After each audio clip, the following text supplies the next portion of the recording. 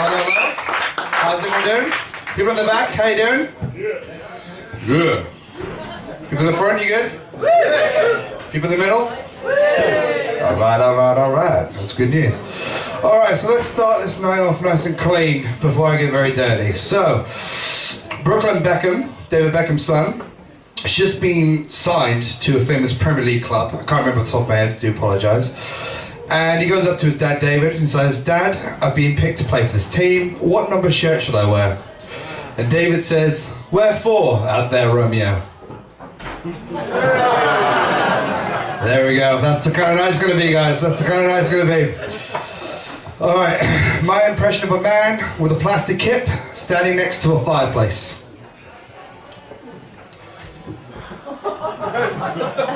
You're all got a terrible taste of humour if you're laughing at that one. Alright, so I heard around here, so on this table here, there's a Jewish guy? Girl. Female. Girl. Shalom. I'm also Jewish, so nice to meet you. Yeah, cool. So this is going to be, it's either going to go two ways, this joke. So what's the difference between Boy Scouts and that lady and my ancestors? Boy Scouts come back from camp.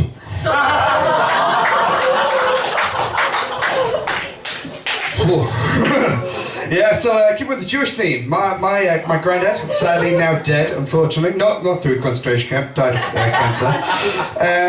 He's on his deathbed, and my grandma Rebecca is with him. I wasn't there at the time, and I heard the story from Rebecca, my grandma, and she says, you know, your grandfather's dying words are really sweet. And I'm like, what did he say? What did he say?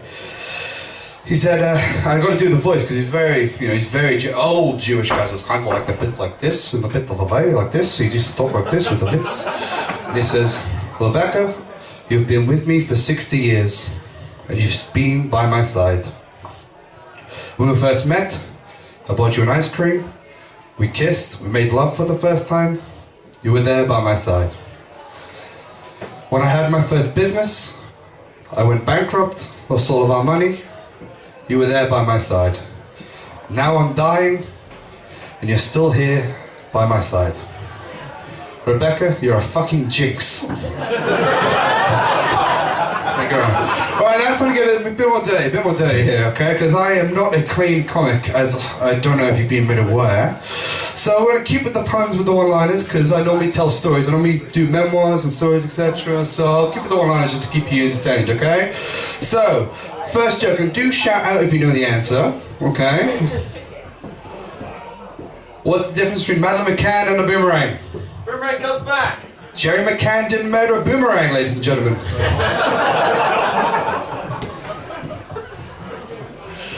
Sorry.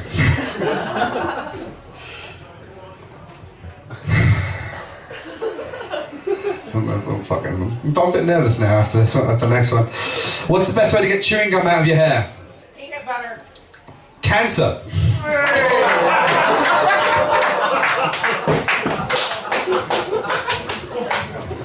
What's that? Sorry. Sorry again. A fun fact about that joke. One of three of you will be offended by that. Alright. So, got a story. Who here? There was a mention of racism earlier, you know, a racist table.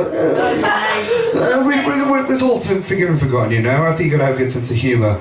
When I was in school, we had someone who came in and it was Prejudice Week at school, and they came and they gave us a talk about, you know, about racism, about institutional racism, etc., what's acceptable, what isn't acceptable, what's politically correct, etc.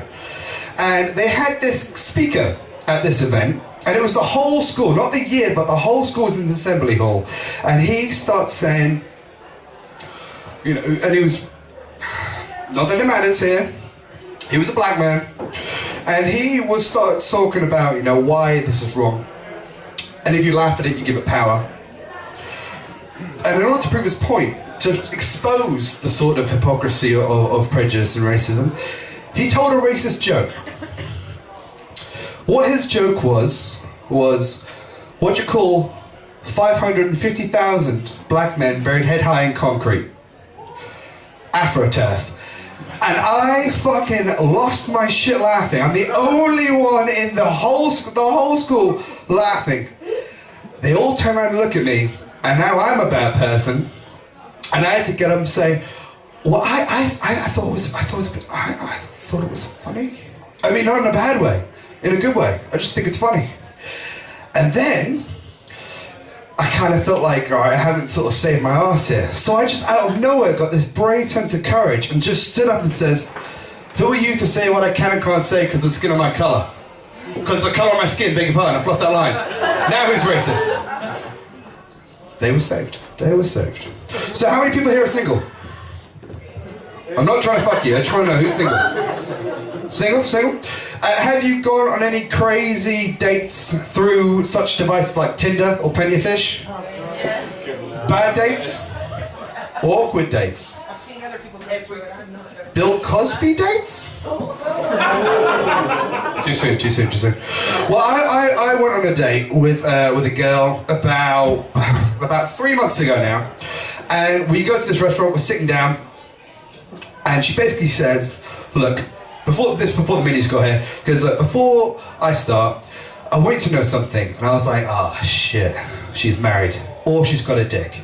So I got to prepare to either have an affair or suck a dick either way. So it was a winner situation. I was like, what's wrong?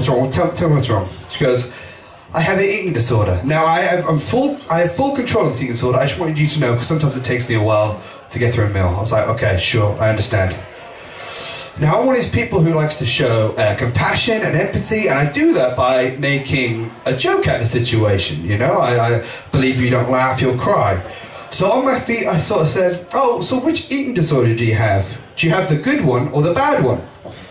Her face drops. She goes, what do you mean? And I say, well, at least with bulimia, you get a meal. Ladies and gentlemen, it's been wonderful talking to you tonight. I've got to go. I hope you have a great night. Cheers. There was this one girl who's a very nice girl, a little bit simple, we don't know.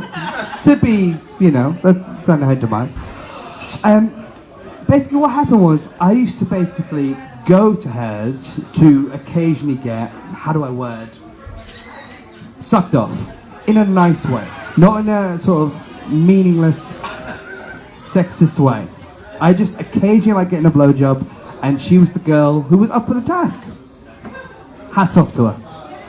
So, there was this one time when it was my birthday about 2 years ago, and I was with a bunch of my friends. We were all drinking, and I wasn't drinking because I had to drive. And I got a text message from her saying, do you want a birthday present? Which is code for, I like sucking dick, would you like a blowjob? So I said, in the words of Matthew McConaughey, well, all right.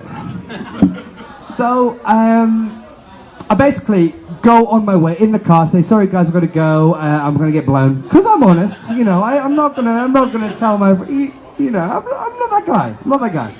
I tell them basically, look, I've got to go. There's a girl who wants to see me, and I'm horny.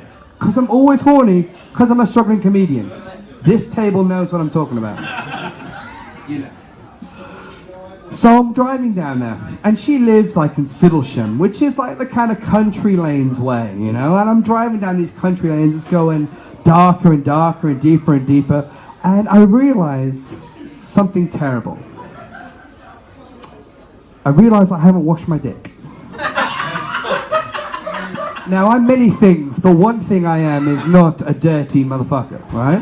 So I think I've got to wash my dick. Because I'm not going to let someone go down on me, regardless of how possibly retarded she may be.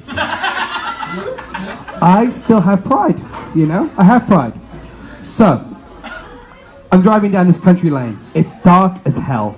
And I realize I haven't washed my dick. I'm trying to find things in my car that I can wash my dick with. I thought I had water for my engine. I pull over in the country lane, look in the boot. I've got nothing, no liquid whatsoever. I do have, though, some sort of gas fluid, which I'm not going to wash my dick with, because you just can't risk it. You can't risk it, not even once. So, I pull into a garage. Pull into the garage, And I realise all of a sudden I'm getting nervous. I'm getting very nervous because I'm kind of anticipating that this blowjob's going to be because it's a sentimental blowjob, it's going to be great, all right? It's my birthday. She's going to go all out. She's going to use 2 hands, even though she's going to use 1 hand because I've got a small dick. But she's going to use 2 hands. I imagine in my warped fantasy, that is my mind. Pull into the garage, get very nervous, and it's kind of like you get punched in the gut. And I realise I need to take a shit. I need to poo. And it's not the kind of poo-poo, it's the liquid poo that someone's turned a tap on, and it's just gonna, like, gravy. Just gravy. So I asked the guy, sorry, I filled up my car, do you mind if I use the toilet? And he says, of course you can. He gives me a key though, because it's like around the back of this, like, sort of sketchy garage in the middle of nowhere. Kind of Hostel-like, you know? You can see the film Hostel. And I go around the corner, it gives me the key, I go around the corner of this toilet, and this toilet looks like a torture chamber from some sketchy snuff film that gentleman has probably seen. He knows. So,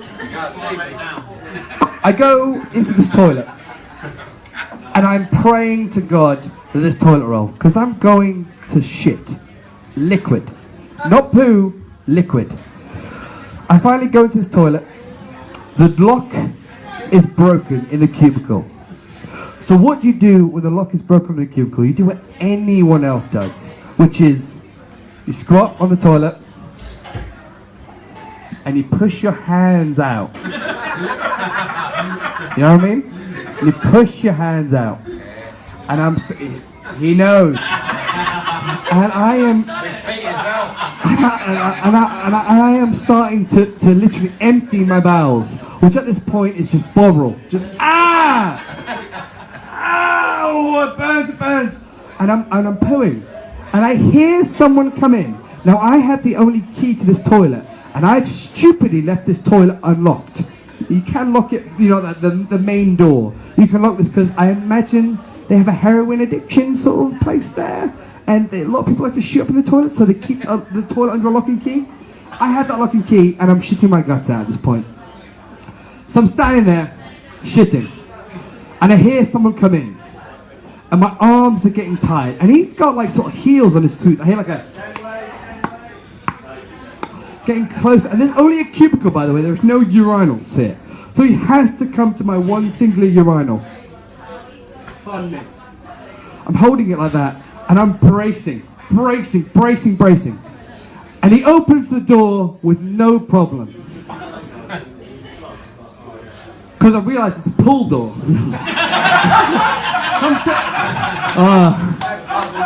You alright?